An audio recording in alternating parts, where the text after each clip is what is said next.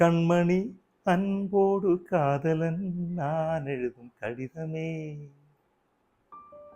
നമുക്കറിയാം, കഴിഞ്ഞ ഒരു 2 മാസത്തിന് മുമ്പ് ലോകം മുഴുവൻ വലിയ വിജയം തീർത്ത ഒരു മലയാള സിനിമയായിരുന്നു മഞ്ഞുമ്മൽ ബോയ്സ്.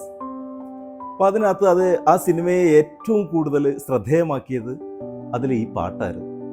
അപ്പം അതിൻ്റെ പിന്നിൽ പ്രവർത്തിച്ച കൈകൾ ഇളയരാജയുടേതാണ്.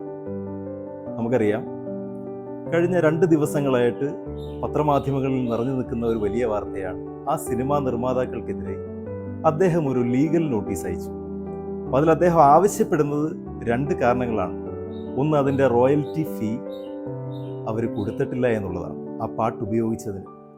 രണ്ടാമത്തേത്, അദ്ദേഹത്തിൻ്റെ പെർമിഷൻ, ആ പാട്ട് ഉപയോഗിക്കുന്നതിന് അദ്ദേഹത്തിൻ്റെ പെർമിഷൻ സ്വീകരിച്ചിട്ടില്ല എന്നുള്ളത്.